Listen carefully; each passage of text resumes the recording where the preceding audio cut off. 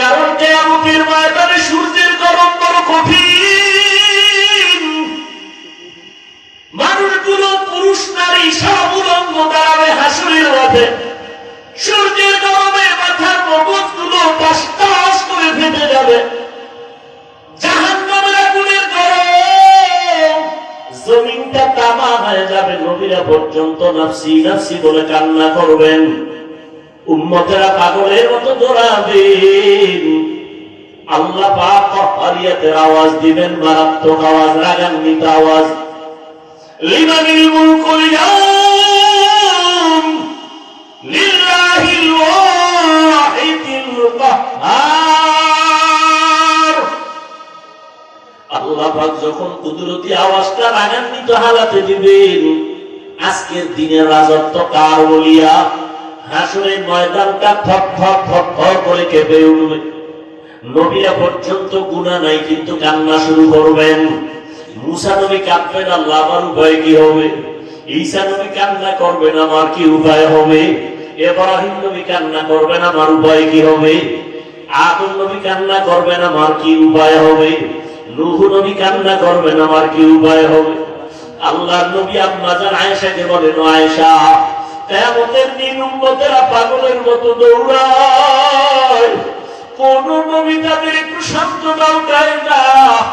এই উম্মতরা ঘুরতে ঘুরতে ঘুরতে ঘুরতে আমার কাছে দৌড়াইবে।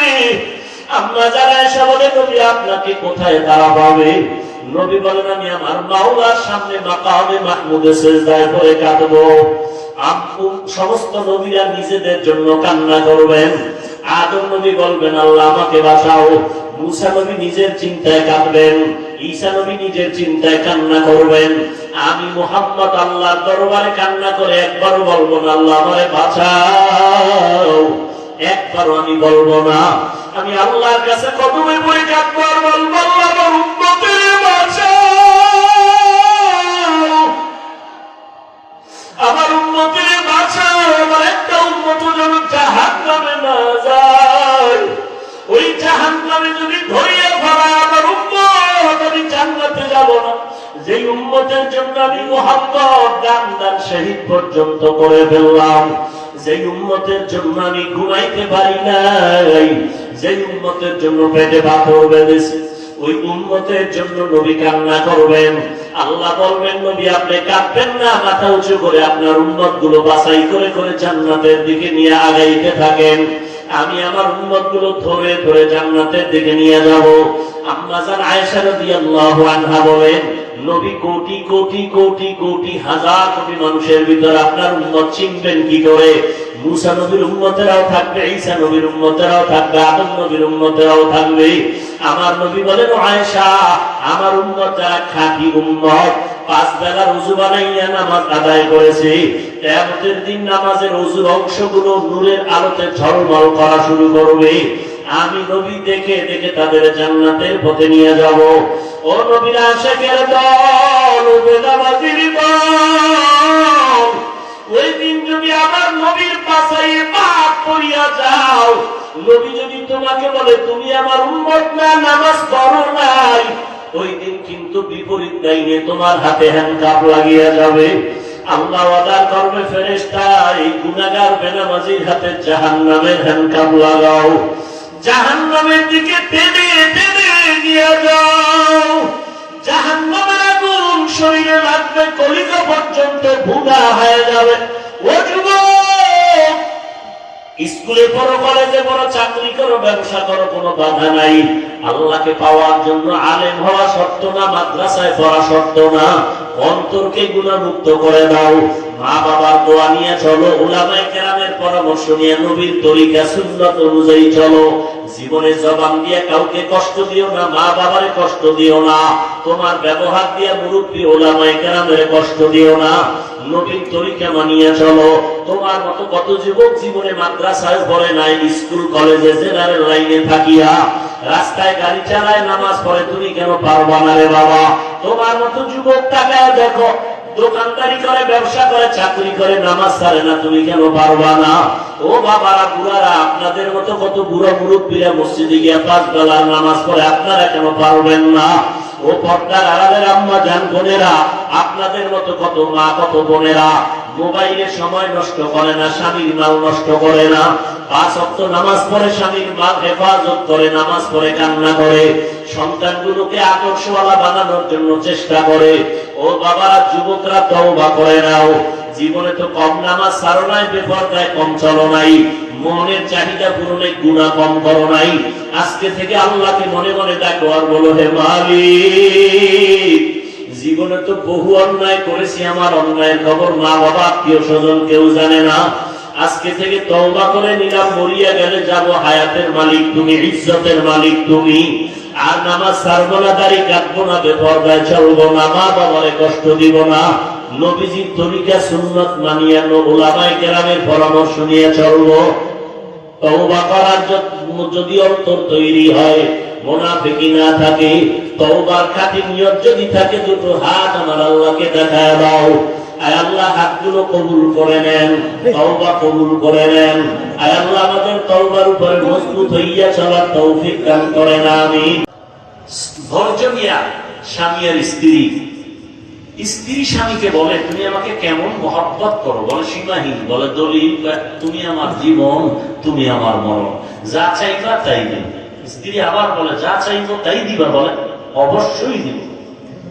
স্ত্রীও মোটামুটি দিনদারি, স্বামীকে একটু পরীক্ষাও করার নিয়ম, আসলে দিবা, তালাক দাও, তালাক কি দাও, স্বামী বলে মরে গেল তালাক, বলে তুমি ওয়াদা করছো দিবা, দাও। দুইজনে হালকা তর্ক, সমাধানের জন্য ওই যুগের নবীর কাছে রওনা। রাস্তার মাঝে গিয়া স্বামী বেচারা পড়ে গিয়া পাও ভাঙছে, চিৎকার দিয়া কাঁদে, আল্লাহ আমারে বাঁচাও। স্ত্রী কয়, নবীর দরবারে যাব না, বাড়িতে চলো। বাড়িতে গিয়া স্বামীর হাত ধরে বলে, আমি যে তালাক চাইছিলাম, কথাটা ফিরাই নিলাম, মাফ করে দাও। স্ত্রী বলে, চাইলে কেন, চাওয়ার পরে আবার ফিরাই নাও কেন? স্ত্রী বলে, তুমি রাসূলের হাদিস শুনাইছো না, কি মুসিবত আল্লাহ যাকে ভালোবাসেন তাকে মুসিবত দিবেন। আমি যে তোমার ঘরে সংসার করছি, এত বছর কোন মুসিবত পাইনি, তোমার কান্নাকাটি ছিল না, শব্দ ছিল না, বুঝলাম যেখানে মুসিবত নাই ওখানে খোদার রহমত নাই, আমিও নাই, তালাক চাইছি। কিন্তু যখন রাস্তায় গিয়া পাও ভাঙছে, আল্লাহকে ডাকছো, কান্না আসছে, শব্দ বের হয়েছে, আমি হাদিস অনুযায়ী ভেবে নিলাম রহমত নাজিল হয়েছে। যেখানে আল্লাহ রহমত আছে, আমিও আছি। আর আমরা হালকা মুসিবতে পড়লে এলাকার কমিশনার থেকে গালাগালি শুরু করে খোদা পর্যন্ত যায়, ঠিক নেই? অথচ আল্লাহ বলেন, অবশ্যই আমি মুসিবত দিয়া পরীক্ষা করবই করব, 5টা জিনিসের মাধ্যমে। পাস করার জন্য পুঁজি লাগবে একটা, নাম কি বলেন? ধৈর্যের দাম কত? ধৈর্যের পরীক্ষা দিলেন ইব্রাহিম নবী ইসমাইলের ছুরির তলে নিয়ে। বাবারও যেমন ধৈর্য, সন্তানেরও তেমন ধৈর্য। আল্লাহ কয়, যারা ধৈর্য ধারণ করার গুণটা অর্জন করবে, আমি তাদের তো অনেকগুলো পুরস্কার দিব, তবে 2টা পুরস্কার দিব, মাত্র কঠিন, বড় দামি, একটা দুনিয়ায় আর একটা পরকালে। দুনিয়াটা কি? আমি আল্লাহ তার বন্ধু হয়ে থাকব। সুবহানাল্লাহ। আসে না? ইয়া আইয়ুহাল্লাযীনা আমানু ইসতাঈনু বিস-সাবরি ওয়াস-সালাহ ইন্নাল্লাহা মা'আস-সাবিরিন।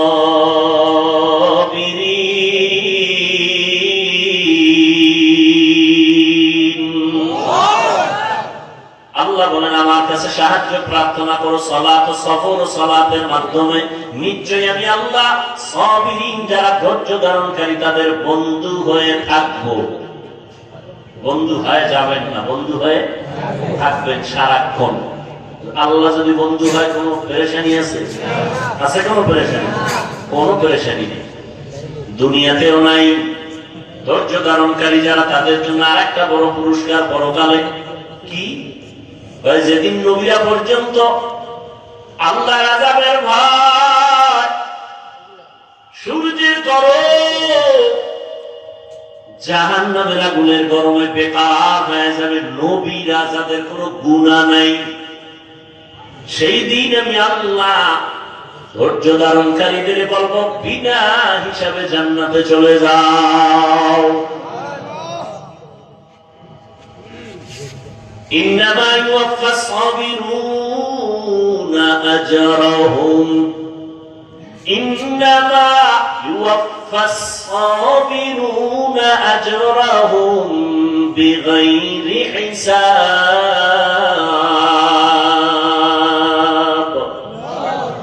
জান্নাত দিবেন বিগাইরি হিসাব।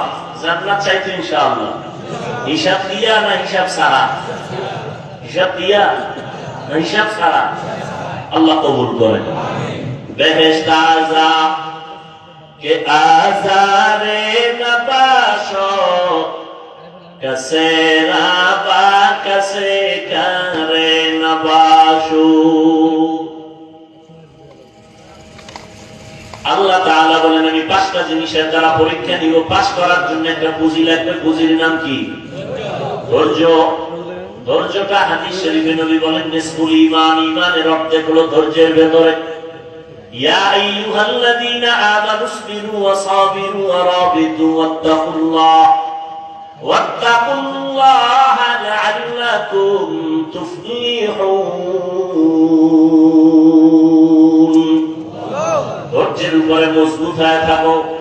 মুসিবতের বেলায় ধৈর্য, মুসিবত আসবেই, ধৈর্য হারা হওয়া যাবে না, পাগল হওয়া যাবে না। আল্লাহর উপরে স্মরণ করে ধৈর্যের সাথে মোকাবেলা করো, দোয়া করো, আল্লাহর কাছে কান্নাকারি করো। আল্লাহ পাক মুহূর্তের মধ্যে তোমার ধৈর্যের পরীক্ষায় তোমাকে কামিয়াবি দান করবেন। গুনাহের বেলায় ধৈর্য, মুসিবতের বেলায় ধৈর্য। যদি এই ধৈর্য নিয়ে চলতে পারো আমি আল্লাহ তোমাকে পাস করায় দিব। পরীক্ষা পাঁচটা জিনিসের মধ্যে প্রথম হলো ভয়। ওয়ালানাবলুওয়ান্নাকুম বিশাইইন মিনাল খাউফি ওয়াল জু'। চার মাযহাবের চার ইমামের এক ইমাম হলেন ইমাম শাফিঈ রাহমাতুল্লাহি আলাইহি। তিনি বলেন এখানে পাঁচটা জিনিসের যে প্রথমটা বলা হলো ভয়। ভয় দ্বারা এখানে উদ্দেশ্য হলো আল্লাহর পক্ষ থেকে ভয়, আর একটা ভয় আছে বান্দার পক্ষ থেকে ভয়। এখানে উদ্দেশ্য হলো আল্লাহর পক্ষ থেকে ভয়। বলে কেমন ভয়? বান্দা দাড়ি রাখলে তোমার আত্মীয় স্বজনরা বেজার হয়ে যাবে, দাড়ি কাটলে আল্লাহ বেজার হয়ে যাবে। ঠিক নেই? এখন কি তুমি আত্মীয় স্বজনের সম্পর্কের ভয় দাড়ি কাটবা, নাকি আমার আল্লাহর আযাবের ভয় তুমি দাড়ি লম্বা করো? এটা তোমার পরীক্ষা। তুমি যদি পর্দা করো তোমার আত্মীয় স্বজনরা বেজার হয়ে যাবে। এত পর্দা কেন? দিলটাকে পরিষ্কার রাখো, বেশি পর্দা লাগবে না। পর্দা না করলে আমার আল্লাহ বেজার। যার সাথে দেখা দেওয়া জায়েজ নাই। একবার দেখা দিবে একটা কবিরা গুনাহ, দুইবার দেখা দিবে দুইটা কবিরা গুনাহ। ভুলে যদি কোনো বেগানা দিয়ে নজর পড়ে তাহলে আল্লাহ মাফ করবেন। ইচ্ছা করে যদি তাকায় গুনাহ হবে কবিরা গুনাহ। ও নবীর আশিক, রহমতের নবী, চার খলিফা আবু বকর সিদ্দিক রাদিয়াল্লাহু আনহু, উসমান রাদিয়াল্লাহু তাআলা আনহু, ওমর ফারুক রাদিয়াল্লাহু তাআলা আনহু, হযরত আলী রাদিয়াল্লাহু তাআলা আনহু। কয়জন? একটু জবাব দিয়ে এই যুবক কুলুগা 10 মিনিট বন্ধ ছিল। তুই কেন আমরা একসাথে যাই? বড় কেন? মহা মুসিবত। ছেড়ে দিব না।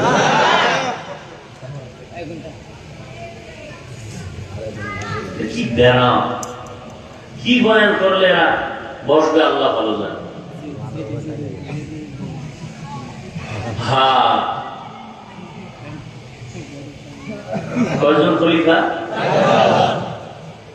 4 জন। আর সরদারকে রহমতের নবী, এরা গেছেন কলিজার টুকরা রসুলের, রসুলের কলিজার টুকরা কন্যা। নাম বলেন ফাতেমা। বাকি দল বলেন রাদিয়াল্লাহু আনহা। মহিলা সাহাবিয়া, তাদের বেলায় কি বলতে হয়? রাদিয়াল্লাহু আনহা। আর পুরুষ সাহাবী যদি হয় রাদিয়াল্লাহু তাআলা আনহু নবীজি সহ গেলেন কার ঘরে? ফাতেমা রাদিয়াল্লাহু আনহার ঘরে। ফাতেমা রাদিয়াল্লাহু আনহা মেহমানদারির জন্য একটা সুন্দর পেয়ালায় মধু দিয়েছেন। কি মধু? মধু দিয়েছেন। চার খলিফার সামনে রহমতের নবী বসে আছেন, মধু দিছে। ভালো না জিনিসটা? দিছে তার কন্যা, কলিজার মেয়ে। তাও সুন্দর একটা পেয়ালা, আকাশের চাঁদের মতো জিগজিগ করে। রসুল সামনে হঠাৎ করে তাকায় দেখে পেয়ালার মধুর মাঝখানে একটা চিকন চুল। কি চুল? ছোট না, অনেক বড়। বড় চুলটা কাদের হয়? পুরুষের না? বর্তমানে বলা মুশকিল, কারণ পুরুষের চুল তো মহিলাদের থেকে লম্বা। ঠিক নেই? স্টাইল মহিলাদের মতো পেছনে কোপা বাঁধে, আবার ভাব লয়, আর সাধক। কি হাদিস শরীফে স্পষ্ট, যেই পুরুষ মহিলার সাথে সাজবে, যেই মহিলা পুরুষের সাথে সাজবে, জাহান্নাম, জাহান্নাম, জাহান্নাম। এখন তো আবার ওদিকে গেলে তো আর ঝামেলা। কি জেন্ডার? মেয়েরা থাকবে আকার আকৃতিতে মেয়ে, কিন্তু ভাবটা দেখাবে পুরুষের মতো। ঠিক না? আর ছেলেরাও ওই ভাব করতেছে। মেয়েরা জিন্সে, ছেলেরা প্যান্ট শার্ট পরে, এখন মেয়েরাও কথা বলে না, পরে। যাই হোক, চুল চিকন। নবীজি কয়, দেখছেন নি আপনারা? ইয়া রাসূলুল্লাহ, দেখছি। কি? মধুর পেয়ালা। ভিতরে কিছু? নজর করে দেয়, হ্যাঁ দেখছি। একটা লম্বা চুল।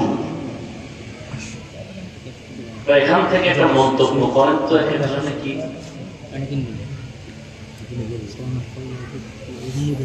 আবু বকর বলে, আমি একটা মন্তব্য করি। বলে কি? মানুষের ঈমান চমৎকার পেয়ালার মতো, হ্যাঁ, আমল মধুর মতো মিষ্টি। আমল ইখলাস চুলের মতো চিকন, চুলের মতো চিকন। ওমরে ফারুক, আপনি একটা মন্তব্য করেন। ওমরে ফারুক বলেন, ইয়া রাসূলুল্লাহ, আমি একটা মন্তব্য করি। দুনিয়ার চেয়ারে বসাটা পেয়ালার মতো চমকদার, আদল ইনসাফ প্রতিষ্ঠা করা, ক্ষমতায় বসিয়া মানুষের শাসন করা মধুর মতো মজা, কিন্তু ইনসাফ বজায় রাখা চুলের মতো কঠিন।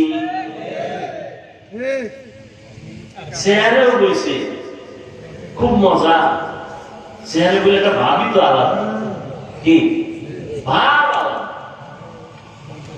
মানুষের বিচার আসার পরে এখানে একটা মজা আছে না নেই? কানেও টাকা, বামেও টাকা।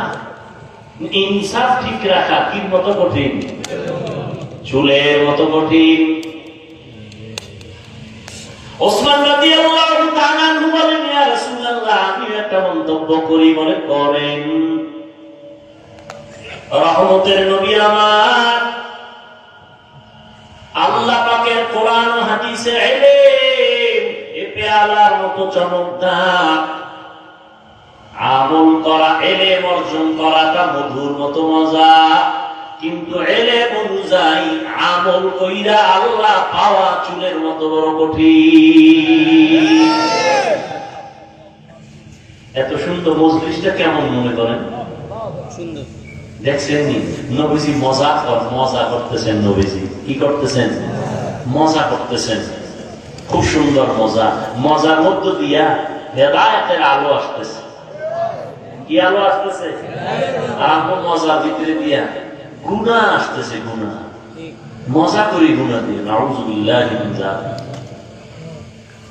আল্লাহ হেদায়েত দান করুন। হ্যাঁ, হযরত আলী আছে না নাই? নবী যদি অনুমতি দেন আমি একটা করি। হযরত আলী রাদিয়াল্লাহু আনহু ইয়া রাসূলুল্লাহ, দিন কায়েম, দুনিয়াতে দিন কায়েমের জিহাদে যাওয়া পেয়ালার মতো চমৎকার, ওই রাস্তায় শাহাদাতের পেয়ালা পান করা মধুর মতো মিষ্টি। কিন্তু আল্লাহর মহাব্বত নিয়ে যুদ্ধের ময়দানে জীবনকে বিসর্জন দেওয়া চুলের মতো বড় কঠিন।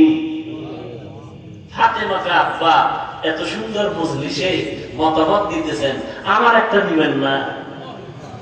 নবী বলেন, মা তুমি বলো, তোমারটাই তো নিতে আসি, বলো। ফাতেমা রাদিয়াল্লাহু আনহা বলেন, ওরে আব্বা জান, রহমতের নবী আমার, আমি তো নারী হিসাবে নারীদের বিষয়টাই জানি। বলে কি?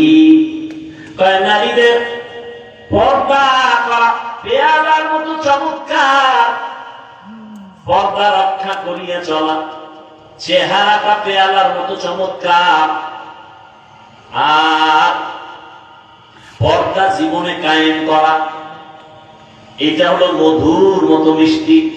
কারণ যেই মেয়েটা হাত কাউকে দেখায় না, চেহারাটা কাউকে দেখায় না, ওর একটা ভেতরে পাওয়ার তাকে আলাদা, সতীত্ব নষ্ট করে না, এর পাওয়ার আলাদা। ফাতেমা বলেন, ইয়া রাসূলুল্লাহ, কিন্তু বেগানার নজর থেকে নিজেকে বাঁচাইয়া রাখা চুলের মতো কঠিন। বাদ আছে কি? কথা হয় না। নবী কয়, আমি একটা কইতাম না? নবী সবাই কয়, আপনি একটা তো কইবেন ইয়া রাসূলুল্লাহ। এর মধ্যে জিবরাইল আছে, জিবরাইল এত সুন্দর মজলিস চলতেছে, আমি কি কব না? আমি কি বলবো নবী রাসূল? হ্যাঁ বলেন। জিবরাইল ডাক দিয়া বলেন, ইয়া রাসূলুল্লাহ,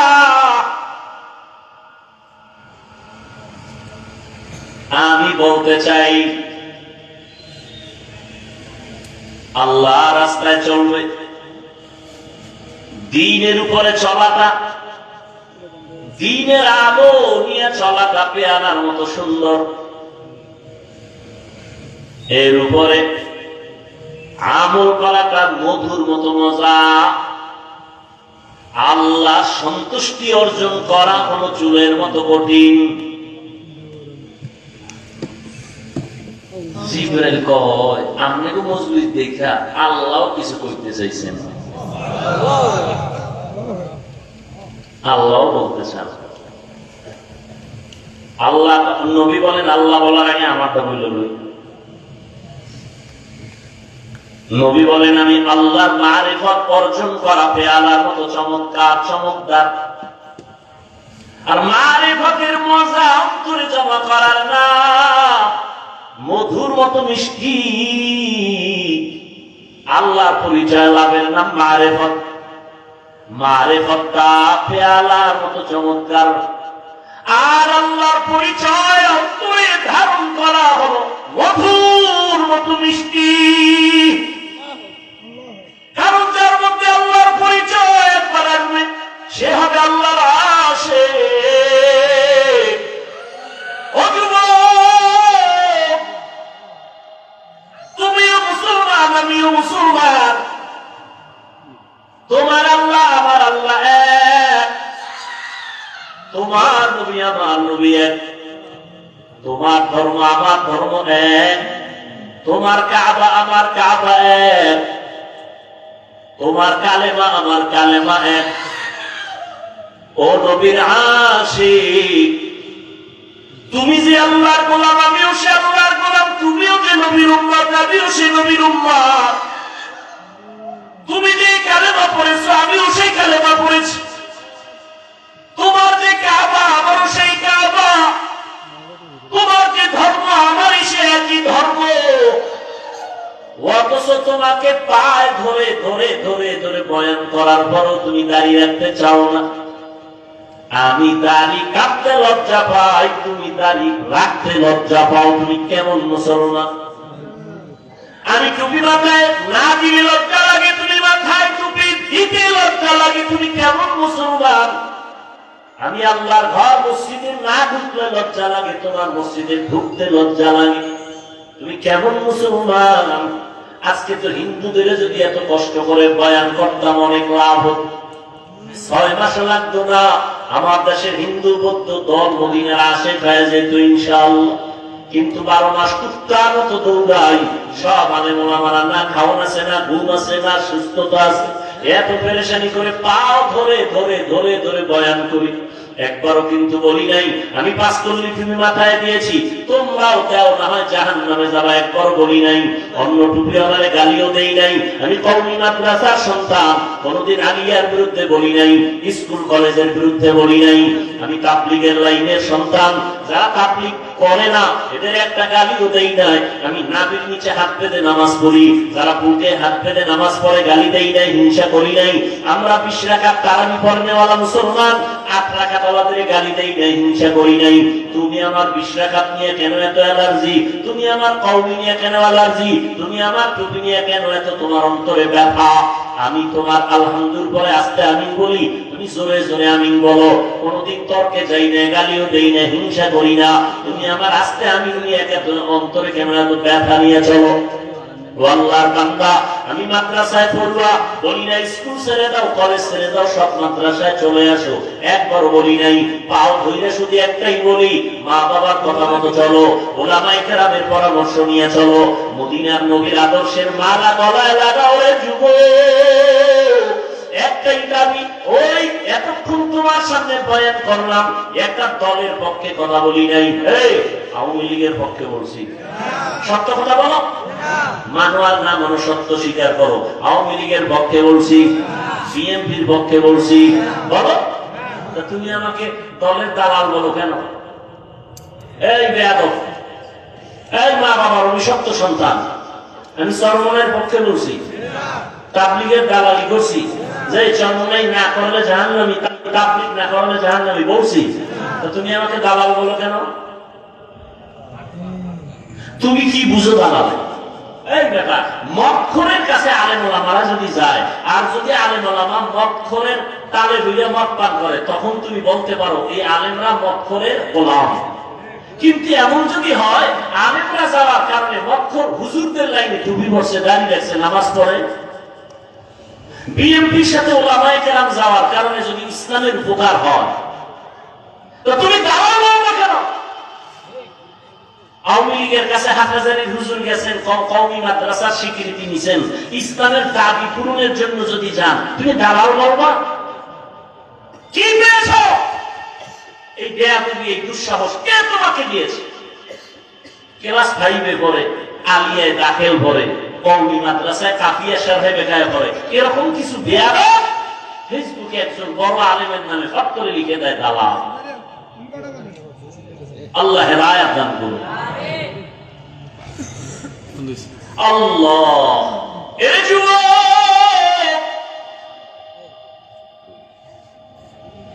রহমতের নবী বলেন, আল্লাহর মারিফত অর্জন করা পেয়ালার মতো মজা। মারিফতের মজা যখন অন্তরে লাগবে তখন মধুর মতো মিষ্টি। আল্লাহকে যখন চিনতে পারবা তখন তোমাকে জীবনে কেউ জীবন নিয়ে নিবে, কিন্তু ঈমান কেড়ে নিতে পারবে না। ফিলিস্তিনের দিকে তাকাও, ইসরায়েলি জালেমের গোষ্ঠী ফিলিস্তিনের উপরে আক্রমণ, বলে জমিন ছেড়ে দাও, বাইতুল মাকদিস আমাদের হাতে দাও। মুসলমান বলে আল্লাহর জমিনে আছি, তোমাদেরটা খাই না, আল্লাহ রিজিক দেন, জীবনটা দিয়ে দিব, কিন্তু আল্লাহর ঘর হেফাজতে পিছপা হব না। আল্লাহ 5টা জিনিসের যারা পরীক্ষা নিবেন, 1 নাম্বার হলো ভয়। ভয় ভয় ভয়টা আবার 2 প্রকার, আল্লাহর পক্ষ থেকে ভয়, বান্দার পক্ষ থেকে ভয়। বুঝেননি? এই ভয়ের উপরে যদি আলোচনা করি আরো 1-1.5 ঘন্টা চলে যাবে, ছেড়ে দিলাম। এই ভয়টাকেই বলে তাকওয়া। قال النبي صلى الله عليه وآله وسلم اتق المحارم تكن أعبد الناس রহমতের নবী বলেন তোমরা গুনাহ হারাম অবৈধ জিনিস থেকে নিজেকে বাঁচাও তো মানুষের কাছে আল্লাহর কাছে দামি হয়ে যাবে। এই ভয়ের নাম তাকওয়া। যারা ভয়টা করবে তাদের নাম মুত্তাকি। আল্লাহ পাক রব্বুল আলামিন এই ভয় অন্তরে জমা করার কথা বলছেন। অর্জন করা লাগবে, অন্য জায়গা থেকে নিজে নিজে অর্জন করা যায় না। এই তাকওয়া যাদের অন্তরে থাকবে আল্লাহ তাদেরকে দুনিয়াতে 6টা পুরস্কার দিবেন, পরকালে দিবেন 2টা। পরকালে প্রথম পুরস্কার বিনা হিসাবে জান্নাত, পরকালে দ্বিতীয় পুরস্কার হলো পর্দা ছাড়া ডাইরেক্ট আমার আল্লাহর সাথে হবে মোলাকাত। ডাইরেক্ট আল্লাহর সাথে মোলাকাত হবে। জিবরাইলের মন্তব্যটা হইছে না হয় নাই? নবীটা বাকি রইল কারটা? আল্লাহ বলেন জিবরাইল বলো এত সুন্দর চমকদার মজলিসের মধ্যে আমি আল্লাহ একটা মত দিতে চাই। স্যার খলিফা আমার নবীর কলিজা ফাতেমা আমার রহমতের বন্ধু রহমতের নবীরে জানায় দাও জান্নাতটা কিন্তু পেয়ালার মতো চমকদার হবে, এত সুন্দর। আর জান্নাতের ভেতরের নাজ নিয়ামত হবে মধুর মতো মজা, এত মজা। জান্নাতের মধ্যে কোনো অশান্তি নাই, কোনো বাথরুম নাই। আল্লাহ তাআলা হুর দিবেন 70টা করে, এমন সুন্দর রুম আল্লাহ সাজাইছেন, মধুর মতো মজা। কিন্তু এই জান্নাত পাওয়ার জন্য যে কাজগুলো করা লাগবে এই কাজ দুনিয়াতে করা চুলের মতো বড় কঠিন। হ্যাঁ, 2 নাম্বার পরীক্ষা হবে আল্লাহর পক্ষ থেকে ক্ষুধার মাধ্যমে। ইমাম শাফিঈ রাহমাতুল্লাহ আলাইহি বলেন এখানে ক্ষুধা দ্বারা উদ্দেশ্য হলো রোজা। যেমন গত রমজানে অনেক মুসলমান এখানে আছে রোজা রাখে নাই, চায়ের দোকানে বৈশা গল্প করছে আর বলছে রোজা রাখো না কেন? বলে আমার ঘরে কি ভাতের অভাব, আমি রোজা রাখবো কেন? এরকম কুলাঙ্গার চাঁদপুরে নাই। আমরা কি আসলে ভাতের অভাবে রোজা রাখছি? হ্যাঁ, ওরা রোজা তো হিন্দুরাও রাখে, খ্রিস্টানেরাও রোজা রাখে, ইহুদিরাও রোজা রাখে, তবে তাদের নাম আলাদা, সিস্টেম আলাদা। তাদের নাম হলো না খাওয়ার সাধনা। না খাওয়ার সাধনা হিন্দুরাও করে, বৌদ্ধরাও করে, ইহুদিরাও করে, খ্রিস্টানেরাও করে, সব ধর্মে আছে। আমাদেরটা না খাওয়ার সাধনা না, আমাদের সাধনা হলো না খাওয়ার মাধ্যমে আল্লাহ পাওয়ার সাধনা। ইয়া আইয়ুহাল্লাযীনা আমানু ও মুমিন কুতিবা আলাইকুমুস সিয়াম কামা কুতিবা আলাল্লাযীনা মিন ক্বাবলিকুম লাআল্লাকুম তাত্তাকুন। ক্ষুধার মাধ্যমে আল্লাহ পরীক্ষা নিবেন। ওরে শুধু কি সওয়াবের কথা? ওরে শুনো না, এই মোবাইল যারা চালাও আজকে বাসায় গিয়ে গুগলে সার্চ দিও, গুগলে সার্চ দিও রোজার দ্বারা শরীরের ফায়দা কি। সমস্ত চিকিৎসা বিজ্ঞানীরা একমত, শরীর কন্ট্রোলিং পাওয়ার যা আছে আল্লাহ কুদরতি কিছু পাওয়ার, এর মধ্যে একটা পাওয়ার শরীরের ব্যালেন্স ঠিক রাখার জন্য আল্লাহর পক্ষ থেকে অপরিহার্য একটা আইন হলো রোজা। শরীর সুস্থ থাকার একটা অপরিহার্য আইন, একটা নিয়ম, একটা ঔষধ রোজা। কপাল পোড়ারা রোজারে বানাইছে রোগের কারণ, রোজা রাখলে গ্যাস বাড়ে, রোগ বাড়ে, অথচ আল্লাহ পাকই রোজা দিছেন রোগের ঔষধ, আর এই ঔষধের বানাইছে রোগ। কত বড় নিমক হারাম। আর রাসূল শুধু কি রমজান, আরাফার রোজা রাখছেন, আশুরার রোজা রাখছেন, আসতেছে মুহররমের রোজা, আশুরার রোজা। রহমতের নবী সোমবার বৃহস্পতিবার সপ্তাহে রোজা রাখতেন। আমি অহংকারের জন্য বলি না, একটু বুঝাবার জন্য বলি। আল্লাহ বহু বান্দারা রোজা রাখে সোমবার বৃহস্পতিবার। আলহামদুলিল্লাহ, আমিও চেষ্টা করি রাখার জন্য। এত সফর করি, এত কষ্ট করিও যদি আমি রোজা রাখতে পারি, বাবা তুমি কেন পারো না? আমি রাখবা, শরীরটা সুস্থ থাকবে। এক হিন্দু ডাক্তার রমজান মাসে একটা লেখা দিছে, বিশাল লেখা, রোজায় শরীরের কি কি ফায়দা ডাক্তারি মতে। আর সে রোজা রাখে না, রোজা রাখলে রোগ বেড়ে যাবে, নাউযুবিল্লাহ। ক্ষুধার মাধ্যমে পরীক্ষা, এ বিষয়ে আর কবি আগাইলাম না। 3 নাম্বার পরীক্ষা হবে মালের কোরবানি। ইমাম শাফিঈ রাহমাতুল্লাহ আলাইহি বলেন এখানে মালের কোরবানি দেওয়ার উদ্দেশ্য হলো যাকাত। ধনীরা যাকাত আদায় করো, যাকাত দাও। যাকাত দেওয়া এক জিনিস, যাকাত আদায় করে দেওয়া আর এক জিনিস। সারা বাংলাদেশে ঘুরি, ফাঁকে ফাঁকে সাইনবোর্ডে লেখা দেখি দারিদ্র বিমোচন করো, দারিদ্র বিমোচন করো। জমিনে দারিদ্র বিমোচনের আল্লাহর পক্ষ থেকে একটা মহা অর্থনৈতিক আল্লাহ সিস্টেম দিয়েছেন, যাকাত দিবে ধনীরা। আমি তো আল্লাহর কসম করে বলি, আল্লাহর আইনে ধনীরা যদি পাই পাই করে হিসাব করে গরিবের যাকাত দেয়, এ জমিনে দারিদ্র বিমোচন হয়ে যাবে। সঠিকভাবে যাকাত দেওয়া হয় না, এ বিষয়ে রমজানে অনেক বয়ান করেছি। যাকাত গরিবেরা কয়টা দাম, কোনো টেনশন নেই, আমাদের মালও নেই, পরীক্ষাও নেই না। তঙ্গ আর একটা পরীক্ষা, জানের কোরবানি। ধনীরা দিবে মালের কোরবানি মাদ্রাসা করার জন্য। আমার ভাইরা কেউ 1 লাখ, কেউ 2 লাখ, কেউ 50,000 ধনী মানুষ দিয়ে দিলেন। কিন্তু এখন ঘর উঠানো লাগবে, মাটি কাটা লাগবে, ইট দিয়ে গাঁথনি দেওয়া লাগবে। এটা ধনী পারবে না, তাই গরিব তোমরা এই গাঁথনি দাও, জানের কোরবানি দাও।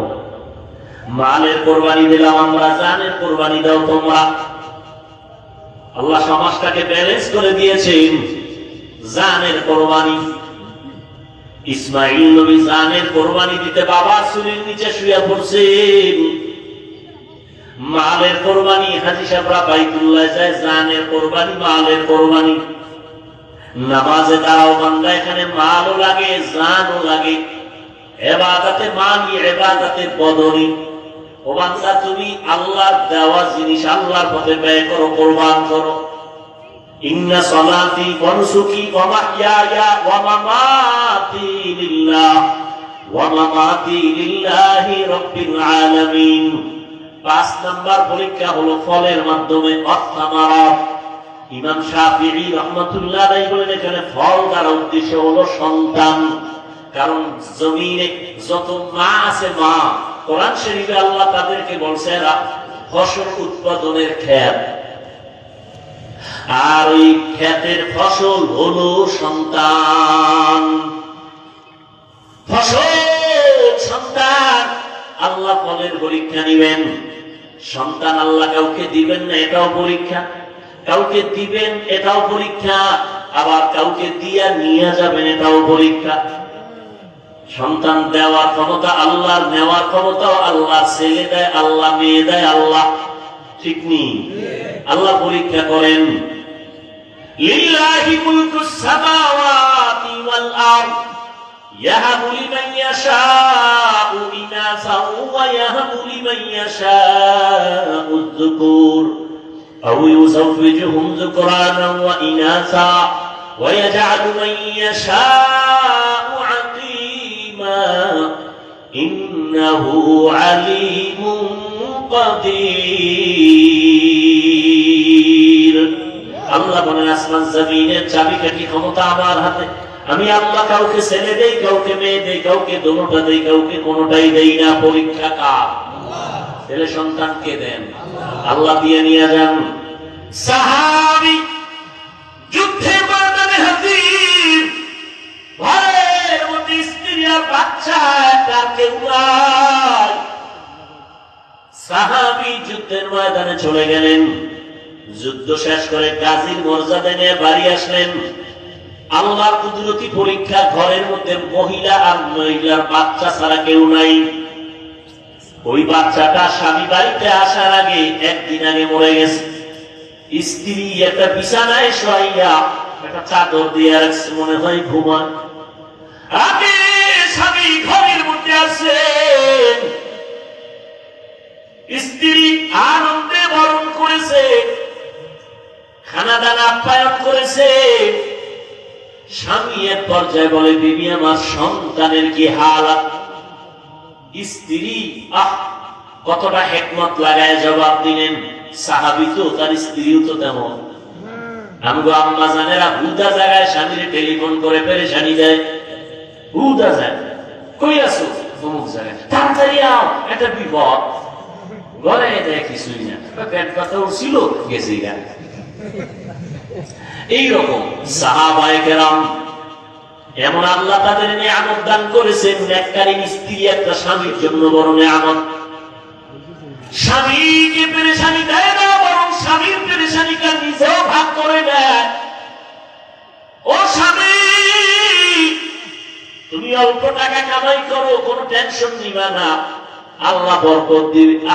এটা যদি একজন নারী কয়, স্বামীরা দুনিয়াতে কি চাই?